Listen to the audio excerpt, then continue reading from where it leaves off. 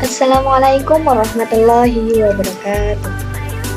Selamat pagi anak-anak semua. Bagaimana kabarnya hari ini? Alhamdulillah ya, sehat semua. Nah, pada pertemuan kali ini Ibu akan membahas mengenai kelarutan garam. Sebelum pembelajaran kita mulai, alangkah lebih baiknya kita berdoa bersama-sama terlebih dahulu menurut keyakinan masing-masing. Berdoa dimulai. Selesai. Pada materi ini, tujuan yang akan dicapai siswa yaitu mampu memahami tentang kelarutan garam atau elektrolit. Yang kedua, mampu memahami pengertian kelarutan dan tetapan hasil kali kelarutan serta gunanya. Yang ketiga, dapat menghitung nilai kelarutan dan tetapan hasil kali kelarutan. Keempat, mampu memahami pengaruh ion senama pada kelarutan. Dan yang kelima, mampu memahami hubungan antara tetapan hasil kali kelarutan dan pH larutan. Membahas mengenai kelarutan garam. Nah, pada saat kita melarutkan garam dalam air, maka akan terbentuk suatu larutan elektrolit. Apa itu elektrolit? Ada yang tahu? Ya, benar. Jadi, elektrolit adalah zat yang mampu terurai menjadi ion positif dan ion negatif. Nah, nilai kelarutan dari garam di dalam air ini bervariasi, mulai dari kelarutan terbatas sampai tak terhingga. Contohnya yaitu contoh garam yang memiliki kelarutan tak terhingga dulu ya, adalah garam dapur atau NaCl. Mengapa garam dapur ini dianggap sebagai kelarutan yang tak terhingga? Yaitu karena sebanyak apapun kita memasukkan NaCl ke dalam air, maka garam tersebut seluruhnya akan larut tanpa ada endapan. Itulah mengapa NaCl ini sering dipakai untuk memasak. Coba kita bayangkan, semisal garam tidak dapat larut sempurna, maka ketika kita makan itu butir-butir dari garam tersebut juga ikut kemakan. Dan juga ada garam yang kelarutannya terbatas. Untuk lebih jelasnya, kita amati tabel berikut ini. Kolom kiri terdapat suatu kation atau anion, kemudian di kolom kanannya adalah keterangannya. Yang pertama adalah anion nitrat.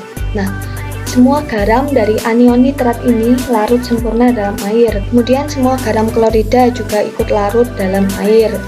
Namun ada pengecualian, yaitu garam dengan kation Ag+, Pb2+, dan Hg+. Ada juga garam-garam sulfat golongan 1A yang larut sempurna dalam air. Namun untuk garam sulfat yang golongan 2A ini memiliki kelarutan yang terbatas. Yang terakhir ada garam dari kation logam golongan 1A, ini semuanya juga larut sempurna dalam air. Ketika kita membuat teh, kita mungkin akan menggunakan 3 atau 4 sendok teh gula pasir.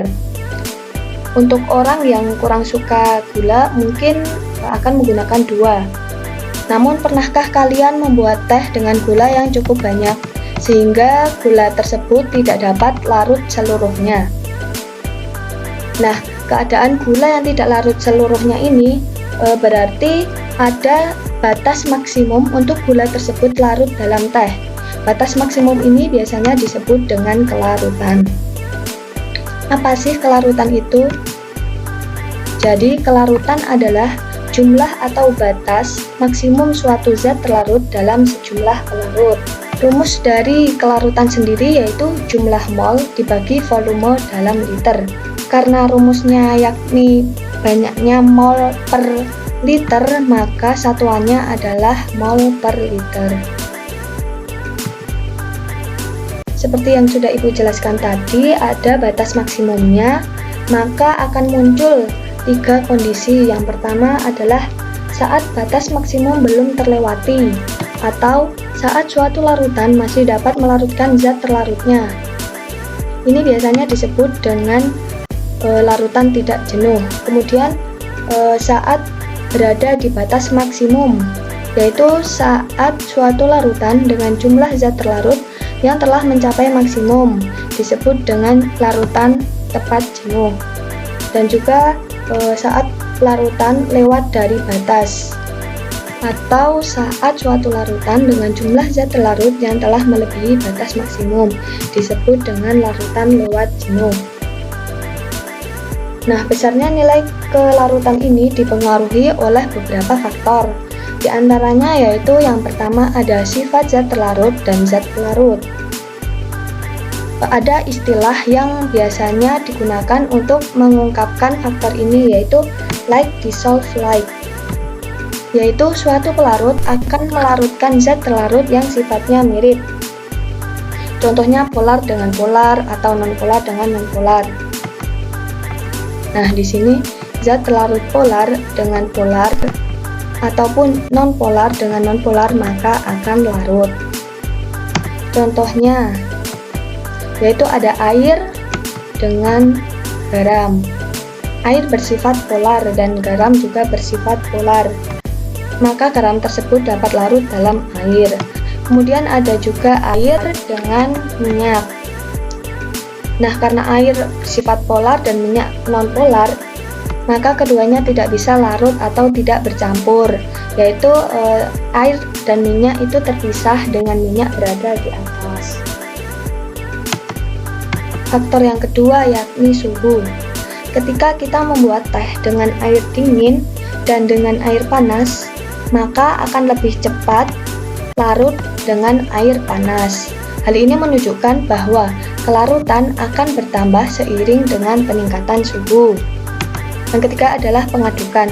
Nah, ketika kita membuat teh dengan gulanya diaduk atau cuma dilihat saja, maka akan lebih cepat larut dengan yang diaduk.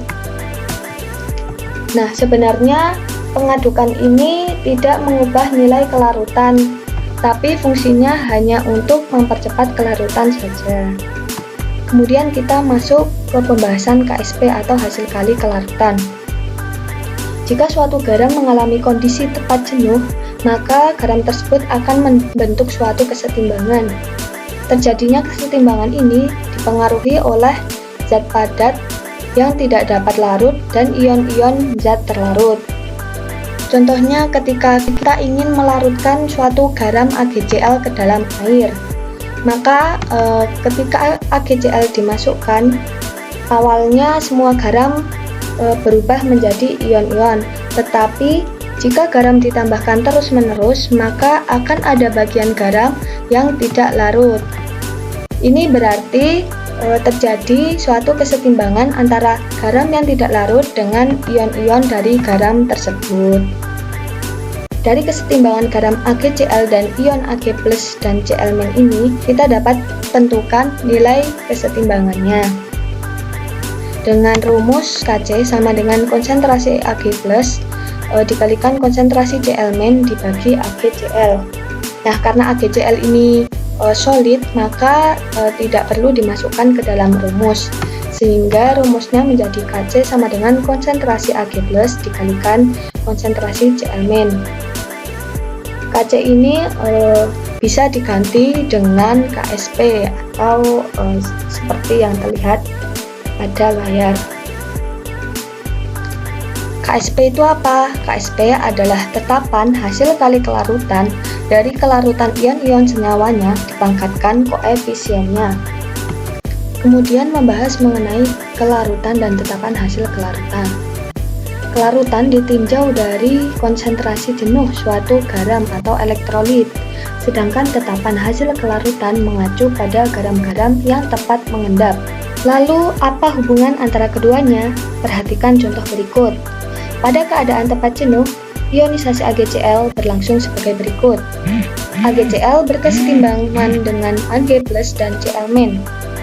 Oleh karena konsentrasi jenuh AgCl sama dengan kelarutannya, maka diperoleh persamaan berikut. Kita misalkan kelarutan AgCl dilambangkan dengan S, berarti Ag+ dan Cl- juga dilambangkan sebagai S. Dengan demikian, diperoleh suatu nilai KSP, yakni KSP AgCl sama dengan konsentrasi Ag+ dikalikan konsentrasi Cl-. Kemudian tinggal kita masukkan es tersebut ke dalam konsentrasi Ag+ dan Cl-, sehingga menghasilkan S kali S sama dengan S kuadrat. Jadi hubungan antara Ksp dan S untuk garam yang terdiri dari dua ion dirumuskan sebagai Ksp sama dengan S kuadrat. Kemudian membahas ion senama. Ketika kita menambahkan NaCl ke dalam AgCl yang memiliki ion sejenis Cl-, maka kelarutan AgCl akan menurun karena ion Cl- dari HCl akan bergabung dengan Ag+ membentuk AgCl.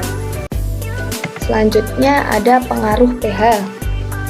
Jika dalam larutan jenuh CaCO3 ditambahkan H+ dari asam kuat HCl, maka ion CO3 2- yang merupakan anion asam lemah akan bereaksi dengan H+ yang ditambahkan sehingga akan membentuk HCO3.